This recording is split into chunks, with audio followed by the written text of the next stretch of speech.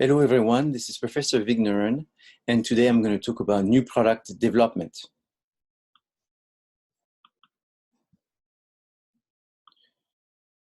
So new product development is one of the main strategies within the four basic strategies.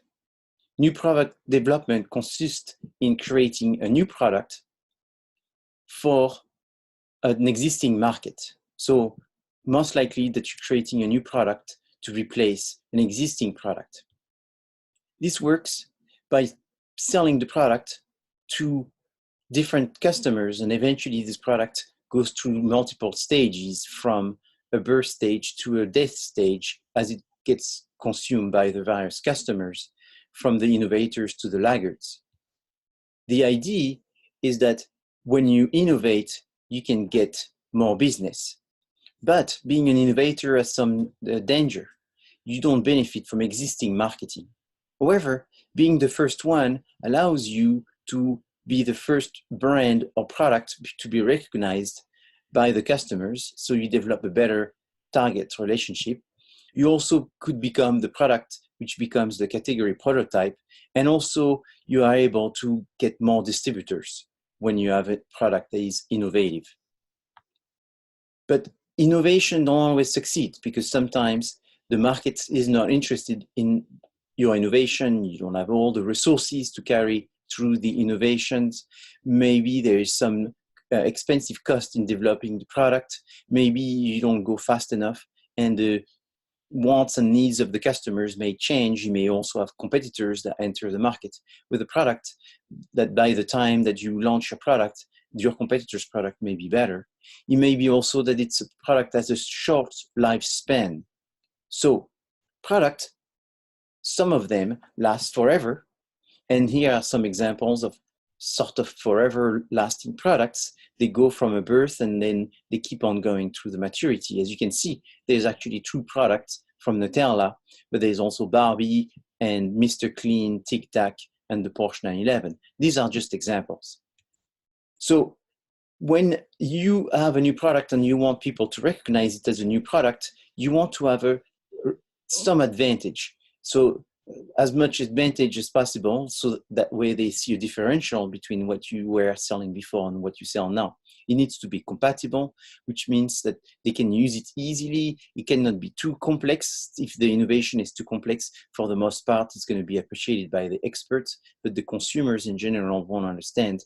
You need to be able to identify the elements of innovation, so that way you can separate them and you can eventually talk about them through the communication or information about this new product. So the life cycle of products is the market introduction, the growth, the maturity, and the decline. These four stages are important to recognize, because you want to stage the different introduction of products. You don't want too many new products, too many old products. You want to eventually keep the company's sales going up by having good balance between new, mature, and older products. The idea is there are different strategies for each one of those stages. In the first stage of introduction, you want people to be aware of the product, that it exists, so you focus very much on informing them. Then in the growth stage, you maximize the market share and you grow the profit. So the idea is you have a big margin, possibly at this time of the growth, but you don't make a large volume of profit, because you are just growing the number of products that you're selling. So you're trying to get more products sold in order to have more market share. Then in the maturity stage, as you have more competitors, you will maximize the profit and defend your market share. So at this time, you will be selling many more products. Therefore, you will have a greater profit in terms of the sales and the amount of sales, but not so much in terms of the profit margin for the product. So maybe you start with a 50%, then it becomes 25%, and then in the maturity stage, maybe it's 20%. This allows you to stay competitive by spending money in promoting the product and maybe making a reduction and incentives. Then you go into the decline stage, and at that time, you try to minimize the cost of selling this product and maximize the benefit of selling the product and making money. eventually you go to a stage where you actually remove the product and stop selling this product.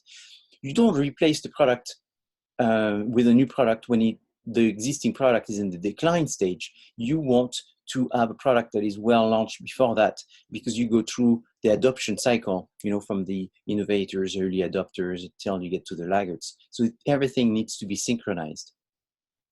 When you develop a new product, you develop them using two methods. The most basic method is you have several steps in developing this product, and you have several teams, one team for each one of the steps. This is called a sequential. Or you can use the simultaneous method, also called the team-based, where in fact you would have team of representative of all the different functions in the company in each one of the steps. So either you have, let's say in a company, you have 5 functions: the sales, the production, the operation, the finance, and the staff. And you will want to have one representative in each one of the steps. Or you could go, this is a better method, but it requires everyone to have some experience. Or you use a more basic method where you would have in step 1, the people that are works in finance and production, and in step 2, the people that work in marketing and engineering, and the step 3, the people that work in sales and advertising, and then in step 4, the people that work in operation.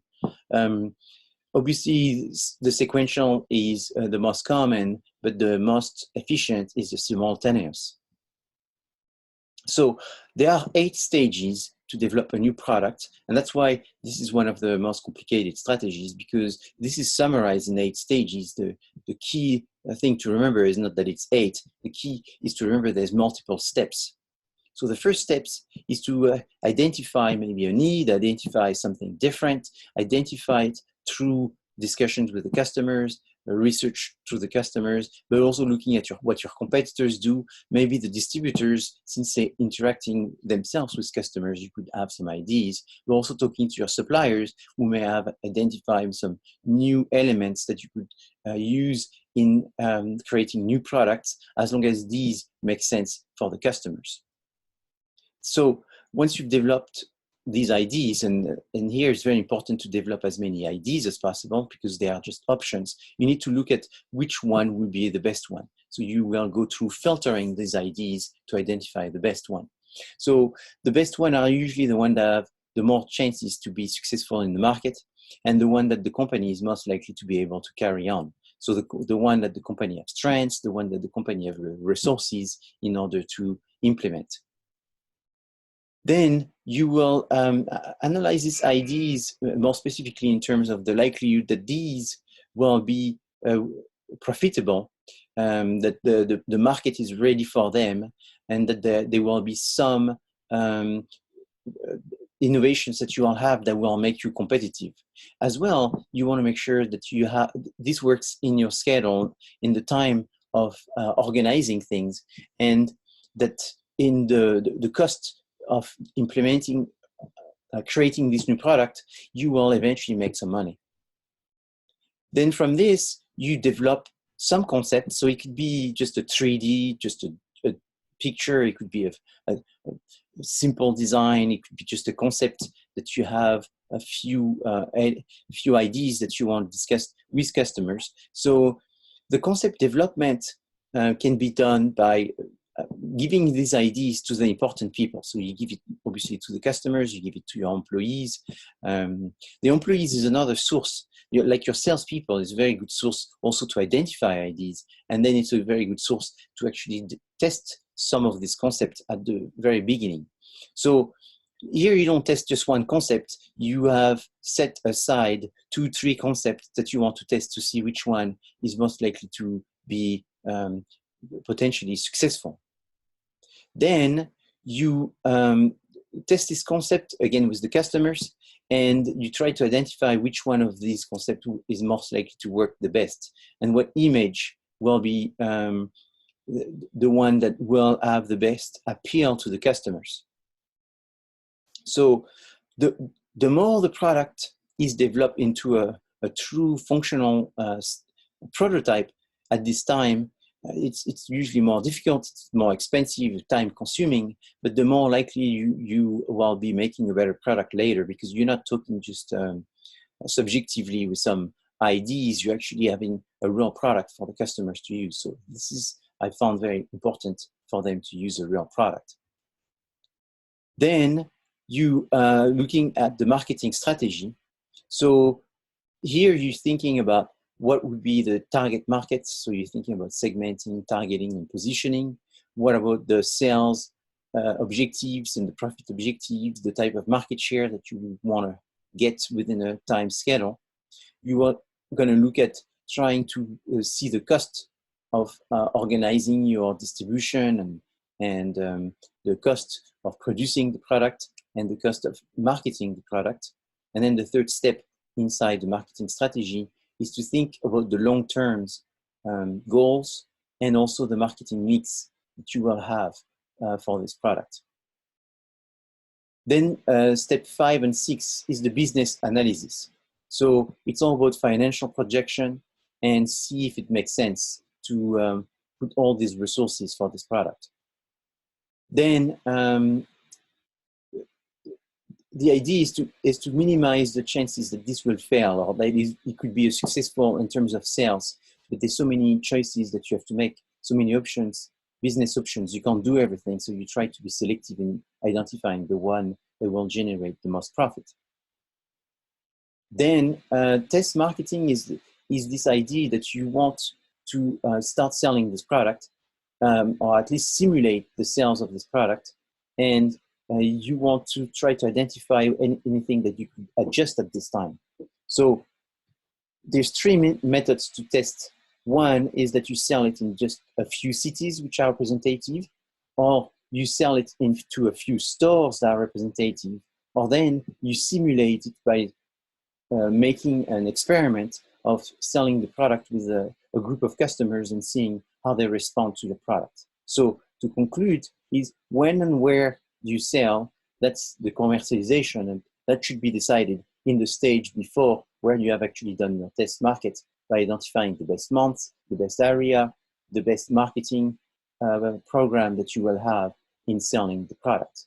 So it's important to learn those 8 stages. It's important to learn the order. It's important to learn the objective and the reason why you're doing these in order to have the big picture of this creation of a new product. If you're doing a strategy of diversification, it's the same thing, plus doing market development, which means also defining the new customers that you're going to try to satisfy. With the product development, you're satisfying the same customer, so it's a little bit less complicated because you are not so much focused on creating a product for new customers and making sure that this product is also very, very different, and maybe it will be a very new product because that's what makes it diversification. Bye-bye.